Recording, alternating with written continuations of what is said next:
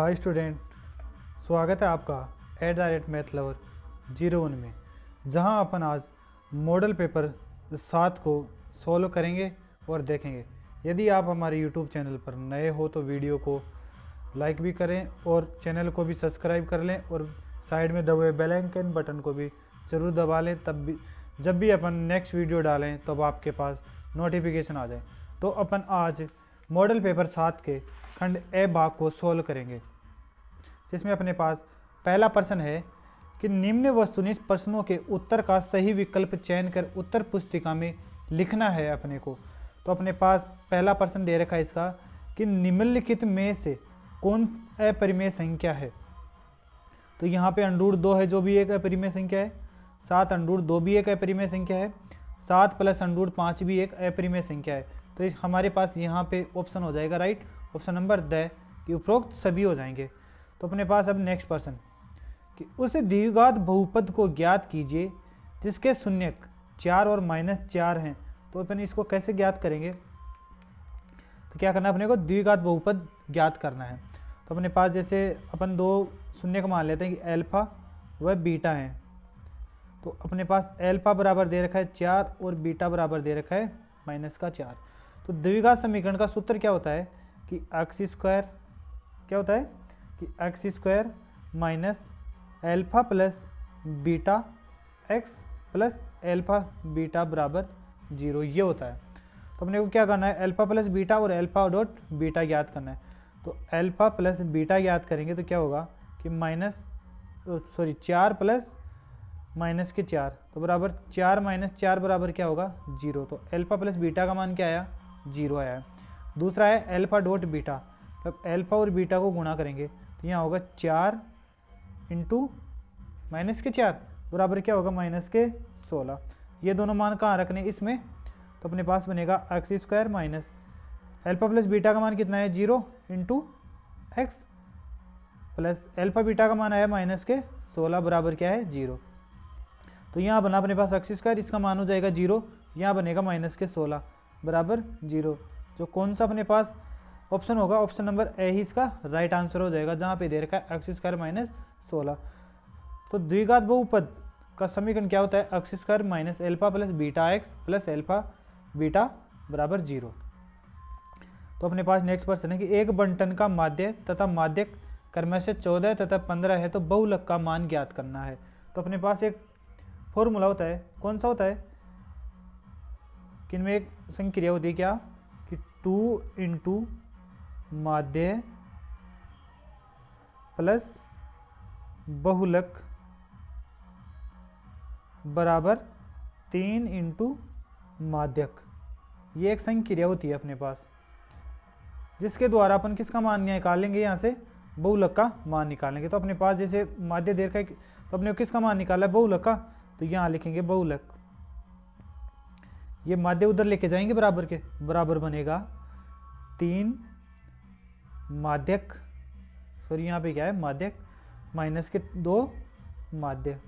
इस फॉर्मूले के द्वारा अपन इसका मान निकालेंगे। तो बहुलक बराबर 3 × माध्यक, माध्यक कितना दे रखा है 15, तो 3 × 15 माइनस 2 × माध्य कितना दे रखा है 14। 3 को 15 से गुणा किया तो 45, -14 को 2 से किया तो 28, 45 में से 28 किया तो कितना बचेंगे 17, जो अपने पास क्या हो जाएगा बहुलक का मान हो जाएगा कितना 17 हो जाएगा। तो अपने पास ऑप्शन कौन सा है, ऑप्शन नंबर 22 का राइट आंसर हो जाएगा। नेक्स्ट प्रश्न है कि पिता की आयु पुत्र की आयु की कितनी है, 3 गुनी है। तो यदि पिता की आयु x है तो 5 वर्ष बाद पुत्र की आयु कितनी होगी। यदि पिता की कितनी है x है, जो पुत्र से कितनी है, पुत्र की आयु से कितनी है 3 गुनी है ना, 3 गुनी है, मतलब पुत्र की कितनी है 3 गुनी है, तभी बराबर होंगे ये। जैसे पिता की x आ गई और 3 × पुत्र की हो जाएंगी तब बराबर हुई। तो पुत्र की अपने को निकालेंगे तो पुत्र की क्या आएगी x/3 आ जाएगी, जो वर्तमान की है। इसमें पूछ रहा है कि 5 वर्ष बाद पुत्र की आयु, तो 5 वर्ष बाद इसमें जोड़ देंगे, 5 वर्ष बाद पुत्र की आयु, तो पुत्र की आयु 5 वर्ष बाद कितनी होगी बराबर x/3 + 5, जो क्या हो जाएगी पुत्र की आयु। तो अपने पास ऑप्शन कौन सा है, ऑप्शन नंबर 23 का राइट आंसर हो जाएगा। नेक्स्ट प्रश्न है कि समांतर श्रेणी 4, 10, 16, 22 का प्रथम पद और सार्वंतर क्या होगा। तो अपने पास है 4, 10, 16 और 22। इसका अपने को प्रथम पद याद करना है। जो ए प्रथम पद को रिप्रेजेंट करते हैं अपन ए से। ए बराबर क्या है 4। डी बराबर क्या होता है दूसरा पद माइनस पहला पद, तो बराबर डी बराबर क्या आएगा 6। तो ए बराबर 4 और डी बराबर क्या है 6। तो ये कौन से ऑप्शन में वो देखते हैं। प्रथम पद और सार्वंतर। तो प्रथम पद क्या है, प्रथम पद क्या है अपने पास 4 और डी बराबर क्या है 6। तो कौन सा ऑप्शन अपने पास राइट होगा इसका। इसमें 10 और 5 दे रखा है और इसमें 4 और 6 दे रखा है। तो अपने पास 4 और 6 आए थे, तो इसका राइट आंसर क्या हो जाएगा 4 और 6 वाला। नेक्स्ट प्रश्न है कि त्रिभुज ABC सर्वांग समरूप है, त्रिभुज DEF है। यदि कोण ए बराबर कोण 40 डिग्री तो कोण ई बराबर 80 डिग्री है। तो सी का मान अपने को क्या करना है ज्ञात करना है। तो अपने पास पहले क्या बनाते हैं अपन एक दो त्रिभुज बना लेते हैं जो एक दूसरे क्या है समरूप हैं। ABC DE और F।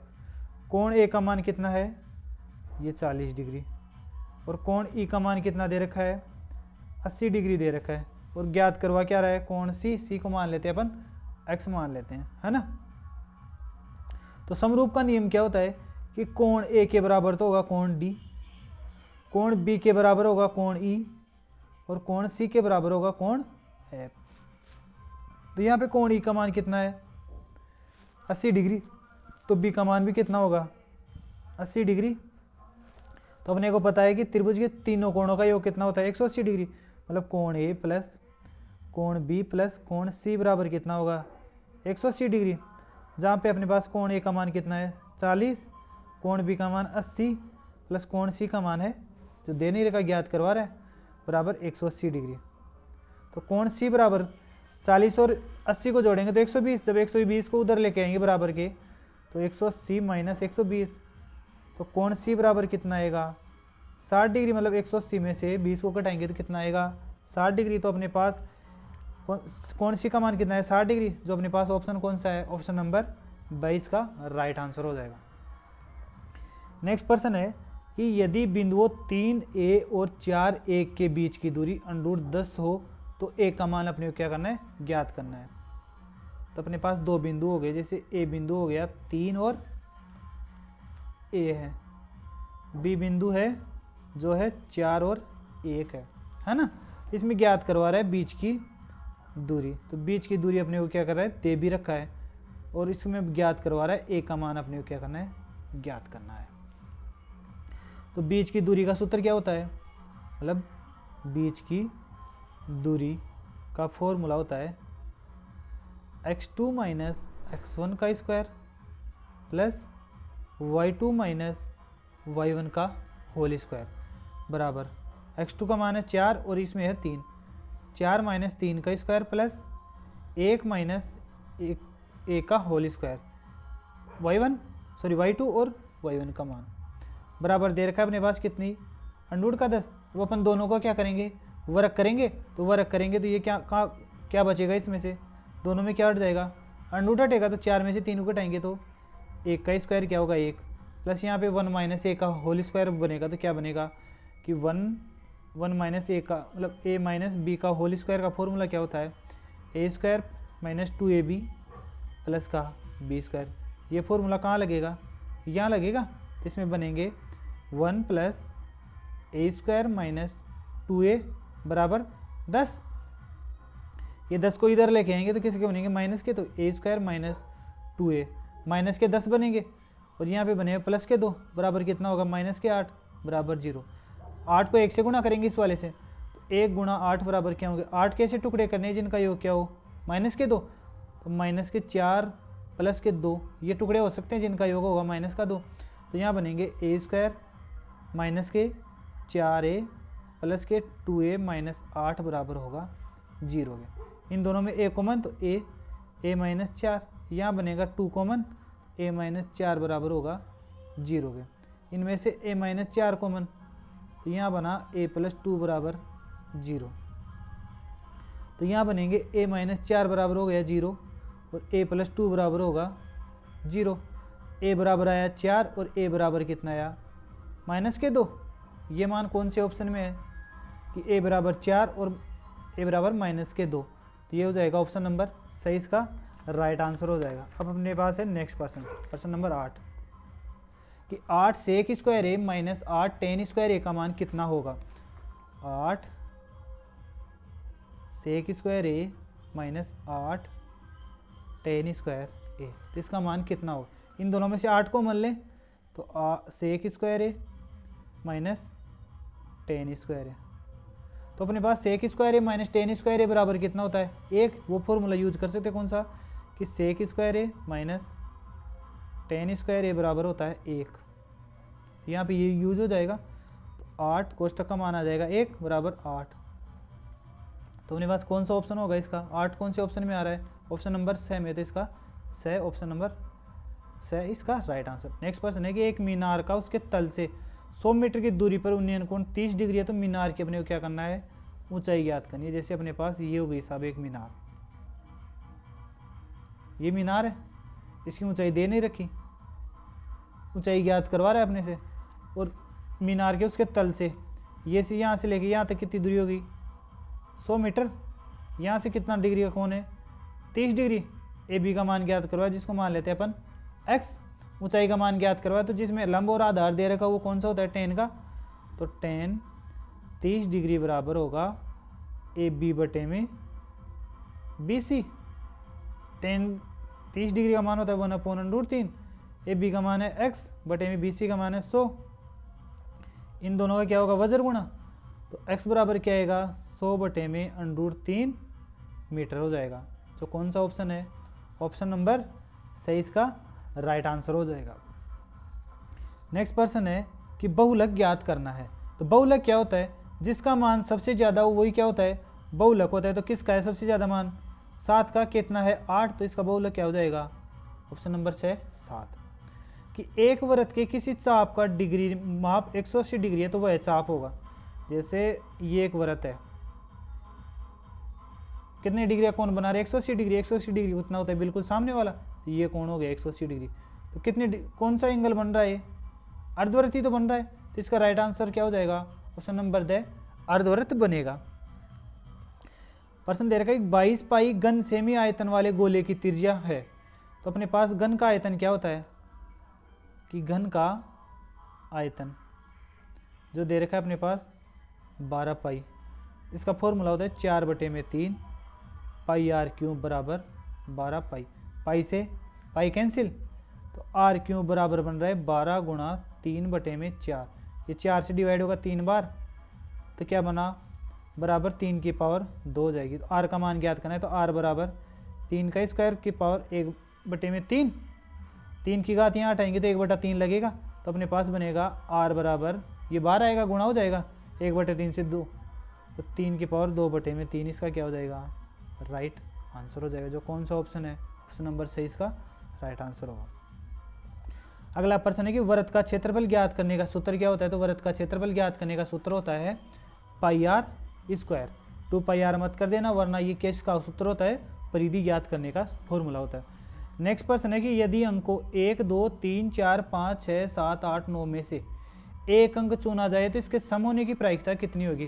तो अपने पास टोटल अंक कितने हो गए, टोटल अंक देखते हैं 1 2 3 4 5 6 7 8 9, टोटल अंक हो गए कितने 9। इनमें से सम होने की प्रायिकता, इनमें सम कौन कौन से हैं कितने 1 2 3 4, तो सम होने की प्रायिकता कितनी होगी 4/9। मतलब सम होने के कुल अनुकूल परिणाम कितने होंगे 4 और टोटल परिणाम है 9, तो प्रायिकता कितनी हो जाएगी अपने पास 4/9। कौन से ऑप्शन की है ऑप्शन नंबर 22 का राइट आंसर हो जाएगा। अब है नेक्स्ट प्रश्न, किस श्रेणी a+b और a-b और a-3b के 22 पदों का योग अपने को क्या करना है ज्ञात करना है। तो अपने पास योग ज्ञात करने का सूत्र होता है कि Sn बराबर n/2 2a plus n-1 d होता है। n का मान है 22/2, 2a प्लस n का मान कितना दे रखा है 22, तो 22 में से 1 को घटाएंगे तो कितना आएगा अपने पास 21d। अपने को क्या करना है इसका d का मान निकालते हैं। तो d का मान कैसे निकालेंगे, दूसरे पद में से पहला पद घटाएं, तो d बराबर आएगा a-b माइनस ए प्लस बी बराबर क्या होगा ए माइनस बी, माइनस का ए और माइनस का बी, इससे ये कैंसिल, तो डी बराबर आया अपने पास क्या माइनस का 2b, डी का मान रखेंगे यहाँ पे, इससे कितनी बार डिवाइड 2 बार, तो क्या इतना आएगा 11, 2a प्लस 21 माइनस का 2b, ये आएगा है ना। इस ए का मान भी रख लेते हैं अपन, ए का मान कितना है ए प्लस बी, तो 11 2 ए प्लस बी, यहाँ पे 21 को -2 से गुणा करेंगे तो कितना होगा माइनस का 42 बी बराबर 11 2a plus 2b minus 42 B, 11 2a ये कितना बनेगा माइनस का 40 बी, इन दोनों में से 2 कॉमन ले लें तो बाहर आएगा 22, 2 से गुणा हो जाएगा तो 22 बनेगा, ये 11 ये अंदर बचा a माइनस 20 बी, जो कौन सा ऑप्शन है अपने पास, ऑप्शन नंबर ए इसका राइट आंसर हो जाएगा, जो दे रखा है 22 कोष्टक a minus 20 B. Next person है जो दे रखे हैं, नेक्स्ट पर्सन पर बढ़ने से पहले यदि यह वीडियो आपको समझ में आ रहा हो और पसंद आ रहा हो तो वीडियो को लाइक भी करें और चैनल को सब्सक्राइब करें और अपने दोस्तों के पास भी शेयर करें, इंस्टाग्राम हो फेसबुक हो जहाँ पर भी हो, अपने साथीगण हो जो 10वीं क्लास में हैं उनको शेयर करें जिससे उनको बहुत बहुत फायदा मिल सके। तो अपने पास दे रखा है नेक्स्ट प्रश्न के निम्नलिखित प्रश्नों में रिक्त स्थानों की पूर्ति करते हुए उत्तर पुस्तिका में लिखना है। समांतर श्रेणी 10 8 6 4 का 7वां पद ज्ञात करना है। 10 8 6 4 है ऐसी है, तो इसका 7वां पद ज्ञात करना है। 7वां पद कैसे ज्ञात करेंगे, 7वां पद होगा a प्लस 6d, यही होता है 7वां पद।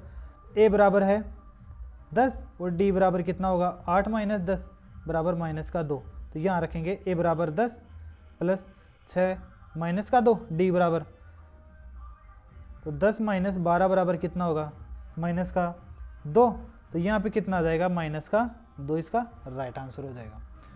यदि कोस थीटा बराबर √3/2 हो तो थीटा का मान कितना होगा, तो अपने को पता होना चाहिए कि कोस 30 डिग्री का मान कितना होता है √3/2 है ना, तो यहाँ पे थीटा बराबर क्या आ जाएगा कोस 30 डिग्री आ जाएगा। कि दो आधारभूत ठोसों के संयोजन से बने ठोस का आयतन दोनों घटकों के आयतनों के योग के क्या होता है, कि दो आधारभूत ठोसों के संयोजन मतलब दो आधारभूत ठोस थे उनको संयोजन किया गया तो बने ठोस का आयतन दोनों घटकों के आयतनों के योग के क्या होगा हमेशा बराबर होगा। नेक्स्ट प्रश्न है कि वर्गीकृत आंकड़ों का माध्य ज्ञात करने का फॉर्मूला क्या होता है, तो माध्य ज्ञात करने का फॉर्मूला क्या होता है, तो x बार बराबर सिग्मा fi और xi अपॉन सिग्मा fi, ये क्या होता है माध्य ज्ञात करने का सूत्र होता है। अपने पास यहाँ दे रखा है कि वर्ग अंतराल 10 और 15 का वर्ग चिन्ह क्या होगा, तो वर्ग चिन्ह क्या होगा इन दोनों का योग करके क्या करेंगे 2 से डिवाइड करेंगे, तो 10 प्लस 15/2, 10 और 15 को जोड़ेंगे कितना होगा 25, 25 को 2 से डिवाइड करेंगे तो कितना आएगा अपने पास 12.5 हो जाएगा, जो इसका क्या हो जाएगा वर्ग चिन्ह हो जाएगा। नेक्स्ट प्रश्न है कि त्रिज्या r वाले वृत्त के एक त्रिज्याखंड जिसका कोण थीटा अंशों में हो तब इसका क्षेत्रफल ज्ञात क्या होगा, मतलब क्षेत्रफल का सूत्र क्या होगा, तो क्षेत्रफल का सूत्र क्या होता है अपने पास कि पाई r स्क्वायर थीटा बटे में 360 डिग्री होता है, मतलब पाई r स्क्वायर इंटू थीटा बटे में 360 डिग्री होता है, जो किसका सूत्र होता है त्रिज्याखंड ज्ञात करने का फॉर्मूला होता है। नेक्स्ट प्रश्न है कि दो पासों को एक साथ फेंकने पर अंकों का योग 7 आने की प्रायिकता कितनी होगी, तो दो पासों को फेंकेंगे तो कुल परिणाम तो कितने होंगे, कुल परिणाम जो हो जाएंगे अपने पास 36 और योग अंकों का योग 7 आने की प्रायिकता कितनी होगी ये पूछ रहा है, तो अपने पास अंक 7 कैसे कैसे आते हैं 1 6 6 और 1 2 और 5 5 और 2 और 3 व 4 और 4 व 3, तो टोटल परिणाम कितने होंगे 6, तो अनुकूल परिणाम तो हो गए 6 और कुल परिणाम है 36, तो बराबर 1/6, जो इसका क्या हो जाएगा राइट आंसर। तो मतलब अंकों का योग 7 आने की प्रायिकता कितनी होगी 1/6 हो जाएगी। तो अपने पास अब नेक्स्ट प्रश्न जो दे रखा है अति लघुरात्मक प्रश्नों में कि पूर्णांकों के निम्नलिखित युग्म के एचसीएफ और एलसीएम ज्ञात कीजिए तथा इसकी जांच कीजिए कि दो संख्याओं का गुणनफल एचसीएफ मतलब दो संख्याओं का गुणनफल बराबर एचसीएफ इंटू क्या होगा एलसीएम होगा। तो अपने को क्या कौन कौन से नंबर दे रहे हैं 26 और 91। तो 26 के पहले क्या करेंगे अपन अभाज्य गुणनखंड करेंगे। तो 26 तो 2 से डिवाइड होगा 13, फिर 13 से डिवाइड होगा तो 1। फिर दे रखा है 91 को किससे डिवाइड होगा ये पहले किससे होगा 7 से, कितनी बार 13 बार, फिर 13 से होगा तो 1 बार। तो 26 बराबर क्या होगा 2 इंटू 13 और 91 बराबर क्या होगा 7 इंटू 13। तो अपने को पहले क्या ज्ञात करना है इसका एचसीएफ। तो एचसीएफ क्या होगा इन दोनों में वो कॉमन मतलब इन दोनों में से कॉमन संख्या ढूंढनी है कौन सा है, और कॉमन में भी वो ढूंढनी है जिसकी घात क्या हो कम। तो यहाँ पे 13 दोनों में कॉमन है, दोनों में घात कितनी दे रही है 1। तो एचसीएफ क्या आ जाएगा इसका 13। और एलसीएम क्या हो जाएगा अपने पास, एलसीएम में क्या होते हैं सभी पद लेने होते हैं जो कॉमन हो चाहे न हो, और वो भी उनकी कॉमन पदों की भी उच्चतम घात और जो कॉमन पद नहीं है उनकी जो घात दे रखी है वही लेनी होती है। तो यहाँ पे दे रखा है 2 इंटू 13 दोनों में है जिसकी घात 1 ही दे रखी है 13 इंटू 7 भी है ना। 13 दूनी 26 मतलब 13 को 7 से गुणा करेंगे तो 91 और 91 को 2 से गुणा करेंगे तो कितना होगा 182 जो क्या हो जाएगा इसका एलसीएम हो जाएगा। अपने को पूछ रहा है कि दोनों संख्याओं का गुणनफल 26 इंटू 91 बराबर एचसीएफ और एलसीएम को क्या करना है अपने को गुणा करेंगे। जब 13 इंटू 182 को गुणा करेंगे तो ये दोनों मान बराबर होंगे क्या, यही अपने को क्या करवा रहा है इसमें पूछ रहा है। जब अपन 13 और 182 को और 26 और 91 को गुणा करेंगे कैसे करेंगे, जैसे इसके टुकड़े कर लेते हैं कि 13 इंटू 182 के टुकड़े करते हैं जैसे यहाँ से कर लें कि 2 इंटू फिर बचेगा 91, इसको इससे गुणा किया तो कितना हुआ 26 इंटू 91 और इधर बन रहा है 26 इंटू 91। क्या दोनों मान बराबर आ गए, क्या बराबर आ गए हैं ना दोनों मान। तो ये क्या हो गया इसका जो इसमें पूछ रहा है कि दो संख्याओं का गुणनफल और एचसीएफ इंटू एलसीएम क्या है दोनों मान बराबर हैं। तो अपने पास अब नेक्स्ट प्रश्न इसका कि वह द्विघात बहुपद ज्ञात कीजिए जिसके शून्यकों का योग तथा गुणनफल क्रमशः दी गई संख्याएं हैं। तो जैसे अपन मान लेते हैं दो शून्य एल्फा और बीटा हैं, तो एल्फा प्लस बीटा का मान कितना दे रखा है यहाँ पे 4, और एल्फा डॉट बीटा का मान मतलब एल्फा और बीटा का गुणनफल कितना दे रखा है 1। तो अपने पास द्विघात बहुपद का फॉर्मूला क्या होता है x square minus alpha plus beta x, फिर क्या होता है आगे एल्फा प्लस बीटा होता है, और दूसरा फॉर्मूला क्या होता है इसमें यहाँ पे प्लस आएगा कि माइनस, तो यहाँ पे आएगा प्लस, तो एल्फा बीटा बराबर होगा 0। तो यहाँ पे प्लस इसमें एक ये देखना होता है प्लस माइनस और प्लस होता है। तो x square minus alpha plus beta का मान दे रखा है 4, तो एक्स प्लस एल्फा बीटा का मान है 1 बराबर 0। तो यहाँ बनेगा एक्स स्क्वायर फिर माइनस का 4x प्लस 1 बराबर क्या हो जाएगा 0, जो क्या हो जाएगा इसका द्विघात बहुपद हो जाएगा। अपने पास अब नेक्स्ट प्रश्न कि अनुपातों a1/a2 b1/b2 और c1/c2 की तुलना कर ज्ञात कीजिए कि निम्न समीकरण युग्म द्वारा निरूपित रेखाएं एक बिंदु पर प्रतिच्छेद करती हैं, समांतर हैं अथवा समपाती हैं। तो कैसे ज्ञात करेंगे, अपने पास समीकरण दे रखा है 5x माइनस 4y प्लस 8 बराबर है 0, और दूसरा दे रखा है 7x प्लस 6y माइनस 9 बराबर है 0। a1 बराबर 5, b1 बराबर है -4 और c1 बराबर है 8। a2 बराबर है 7, b2 बराबर है 6 और c2 बराबर है -9, है ना। तो a1/a2 बराबर क्या होगा 5/7, b1/b2 बराबर क्या होगा -4/6 बराबर क्या हो जाएगा -2/3, c1/c2 बराबर क्या है 8/9। क्या तीनों मान बराबर है, क्या नहीं है, मतलब a1/a2 बराबर नहीं है b1/b2 बराबर नहीं है c1/c2, तो तीनों ही बराबर नहीं है। तो ये क्या हो जाएंगे अपने पास एक प्रतिच्छेदी हो जाएंगे, क्या हो जाएंगे प्रतिच्छेदित हो जाएंगे, क्योंकि अपने पास तीनों मान बराबर नहीं आ रहे हैं, तीनों मान बराबर नहीं आ रहे तो ये क्या हो जाएंगे प्रतिच्छेदित हो जाएंगे, प्रतिच्छेद करती हैं। अपने पास है प्रश्न नंबर 4। जो दे रखा है कि निम्न दी गई आकृति में दर्शाए गए त्रिभुज युग्म समरूप हैं या नहीं, तो बताइए अपने को दिए गए त्रिभुज समरूप हैं या नहीं। तो अपने पास त्रिभुज कौन कौन से हैं इसमें, एक त्रिभुज आ गया ये ए बी सी, दूसरा त्रिभुज दे रखा है पी क्यू आर, बी कौन है 60 डिग्री, सी है 40 डिग्री, सॉरी ये था एक त्रिभुज दे रखा है ए बी सी, दूसरा है पी क्यू आर, कोण ए है 60 डिग्री, कोण सी है 40 डिग्री, और इसमें कोण पी दे रखा है 60 डिग्री और कोण आर दे रखा है 40 डिग्री। तो अपने को पता है एक त्रिभुज के तीनों कोणों का योग कितना होता है 180 डिग्री, तो 60 और 40 कितना हो जाएगा 100, 180 में से 100 को घटाएंगे तो कितना बचेगा 80, तो यहाँ पे इसका कोण ए का मान कितना हो गया 80 डिग्री हो गया। ऐसे ही यहाँ पे 60 और 40 कितने होंगे 100, त्रिभुज के तीनों कोणों का योग 180, 180 में से 100 को घटाएंगे तो कितना बचेगा 80, तो कोण क्यू का मान कितना आ गया 80 डिग्री। तो कोण ए के बराबर तो कोण कौन सा आ गया, कोण क्यू आ गया, है ना, कोण ए के बराबर कोण क्यू। कोण बी के बराबर कौन सा आया है, कोण पी, और कोण सी के बराबर कौन सा आया, कोण कौन सा आर है ना। तो त्रिभुज ए बी सी समरूप होगा किसके, त्रिभुज क्यू पी आर, इसके क्या होगा ये समरूप होगा, कौन से त्रिभुज के, कोण क्यू पी व त्रिभुज क्यू पी आर के क्या होगा समरूप होगा।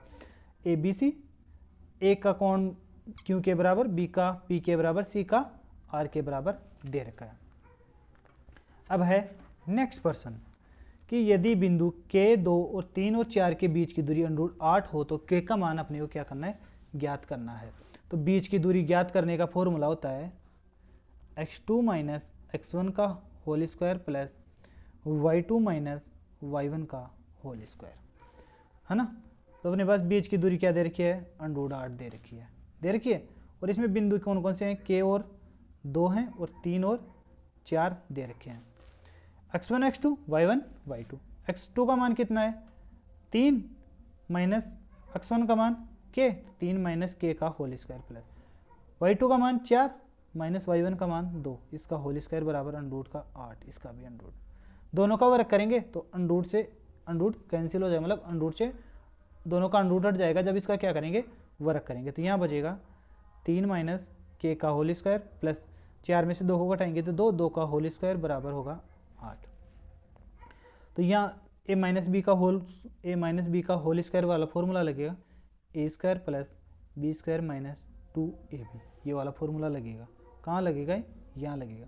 तो 3 का स्क्वायर होगा 9 प्लस के का स्क्वायर होगा के स्क्वायर माइनस 2ab, 3 को 2 से गुणा करेंगे 6, 6 को के से गुणा किया तो माइनस का 6k प्लस 2 का स्क्वायर होगा 4 बराबर होगा 8, तो इधर बनेगा अपने पास के स्क्वायर माइनस 6k, 9 और 4 कितने होंगे 13, तो ये प्लस के 13 बराबर 8 इधर आया तो बराबर के, तो क्या बनेगा माइनस का, तो 13 में से 8 गए तो माइनस के क्या बनेंगे, माइनस का प्लस का 5 बनेगा बराबर 0। मतलब 5 कैसे टुकड़े करने हैं जिनका योग क्या हो जाए माइनस का, अच्छा तो 1 गुणा 5 हो सकता है, जो दोनों के चिन्ह क्या होंगे समान होंगे तभी, तो के स्क्वायर माइनस का के माइनस का 5k प्लस 5 बराबर 0, इन दोनों में से क्या आएगा कॉमन के, तो के -1, इधर आएगा माइनस का 5 तो के -1 बराबर होगा 0, इन दोनों में कॉमन क्या है के -1, तो बचा क्या यहाँ पे के और इधर बचा 5 बराबर 0, तो के -1 बराबर 0 और के -5 बराबर होगा 0, तो के बराबर कितना बचा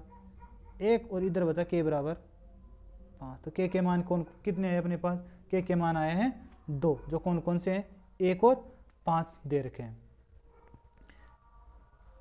अब है अगला प्रश्न कि एक ठोस गोले का व्यास है 6 सेमी, तो गोले का अपने को क्या करना है आयतन ज्ञात करना है।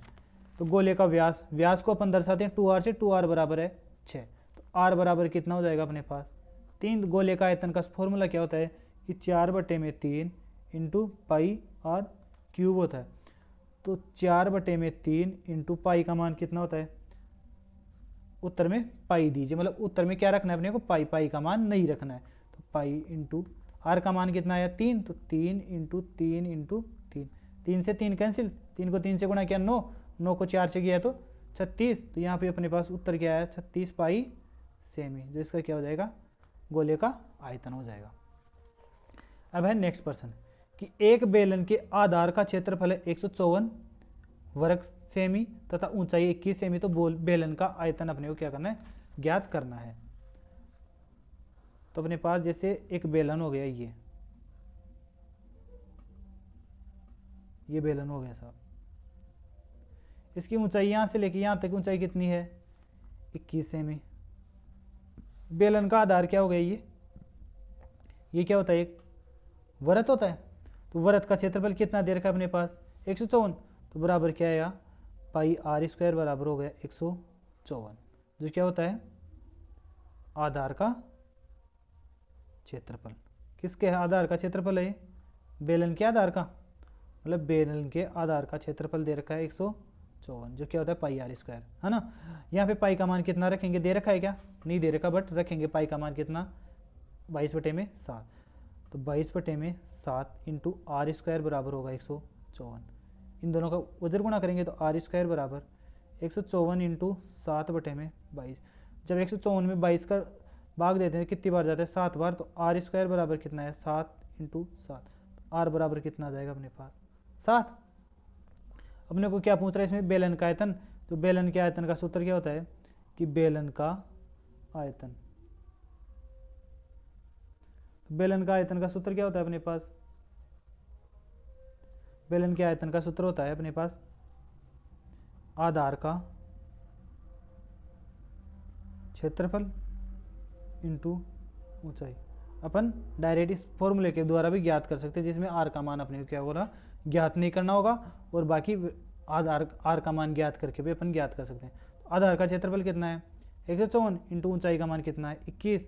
जब 154 को 21 से गुणा करेंगे तो कितना आएगा अपने पास 3234 घन सेमी हो जाएगा। अपन इसके द्वारा भी ज्ञात कर सकते हैं, और फॉर्मूले के द्वारा भी अपन किसका मान ज्ञात कर सकते हैं बेलन के आयतन का मान ज्ञात कर सकते हैं। इसके द्वारा भी यदि इसके द्वारा ज्ञात नहीं करना चाहो तो इसको कटस कर दो, और बेलन का आयतन का सूत्र होगा आधार का क्षेत्रफल इंटू ऊंचाई। आधार का क्षेत्रफल होता है 154 और ऊंचाई है 21, दोनों को गुणा किया तो 3234 घन सेमी हो जाएगा।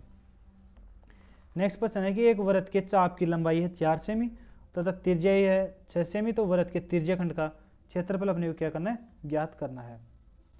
तो अपने पास एल बराबर कितनी दे रखी है, लंबाई है 4, और आर बराबर कितनी दे रखी है अपने पास 6 सेमी है ना।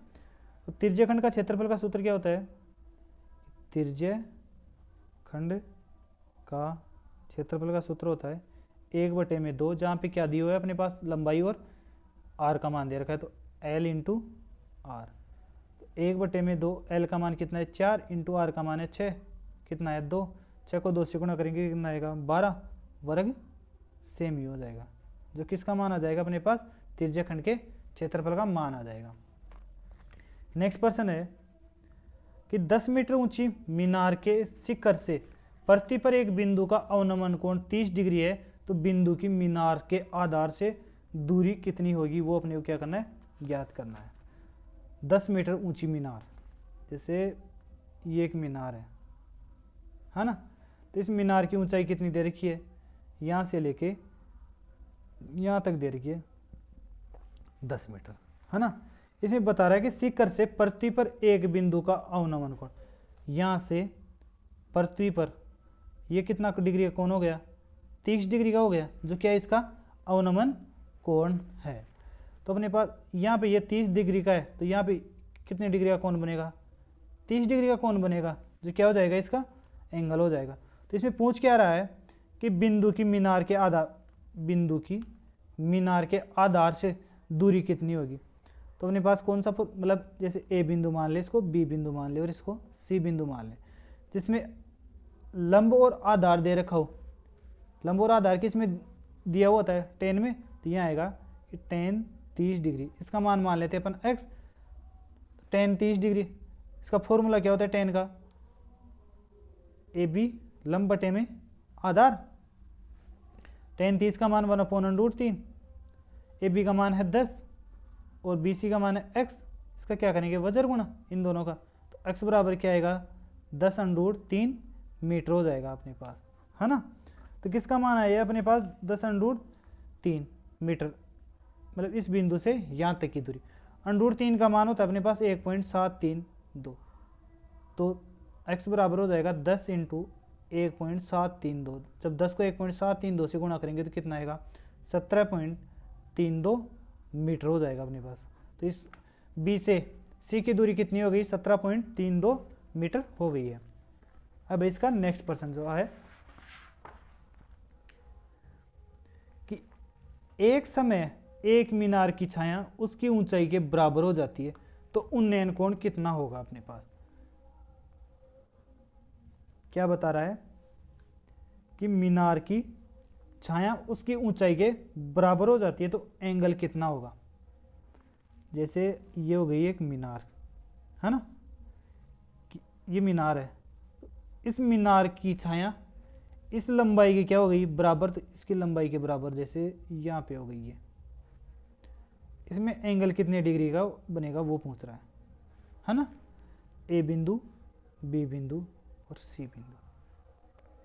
तो अपने पास क्या बता रहा है, थीटा का मान जैसे यहाँ पे ये पूछ रहा है, बता रहा है कि एक मीनार की छाया उसकी ऊंचाई के बराबर होगी। ये मीनार की छाया इतनी दूरी होगी, तो मतलब ऊंचाई का मान छाया के बराबर है। इस ऊंचाई का मान छाया के बराबर है। यदि इसका मान x मानेंगे तो इसका भी क्या होगा x होगा। ए बी के बराबर क्या आएगी BC, मतलब जिसमें लंब और आधार हो दिए हुए हैं उसमें कौन से में पूछा था टेन में, तो टेन थीटा बराबर होगा अपने पास AB बटे में BC। अपन BC का मान या तो यहाँ से BC का मान चेंज कर सकते हैं या AB का मान चेंज कर सकते हैं कि टेन थीटा बराबर AB का मान कितना है BC, तो BC बटे में हो जाएगा BC। जब BC को BC से कैंसिल करेंगे तो क्या बनेगा 1, मतलब टेन थीटा बराबर बना 1। तो अपने पास टेन क्या कितने डिग्री का मान होता है जिसमें जिसका मान कितना आता है 1, तो मतलब आएगा टेन थीटा बराबर आएगा टेन 45 डिग्री। तो थीटा बराबर कितना आएगा अपने पास 45 डिग्री। मतलब जब क्या होगा उन्नयन कोण कितने डिग्री होगा 45 डिग्री का होगा, तभी उसकी ऊंचाई और उसकी छाया क्या होगी बराबर होगी। मतलब एक समय, मतलब वो समय मीनार की छाया तथा उसकी ऊंचाई बराबर हो जाती है, तो उसका उन्नयन कोण कितना आया अपने पास, उन्नयन कोण आएगा 45 डिग्री के कोण पर उसकी ऊंचाई तथा उसकी छाया क्या होगी बराबर होगी। अब कल करेंगे अपन खंड ब भाग। यदि यह वीडियो आपको अच्छा लगा हो और समझ में आया हो तो वीडियो को लाइक करें और चैनल को सब्सक्राइब करें और अपने दोस्तों के पास शेयर करें जो 10th क्लास में, उनको व्हाट्सएप फेसबुक जो भी आप चलाते हैं उसके द्वारा अपने दोस्तों के पास शेयर करें, जिससे उनको बहुत बहुत फ़ायदा मिल सके। अब मिलते हैं आपसे नेक्स्ट भाग में, जहाँ करेंगे अपन खंड ब भाग। तब तक के लिए धन्यवाद।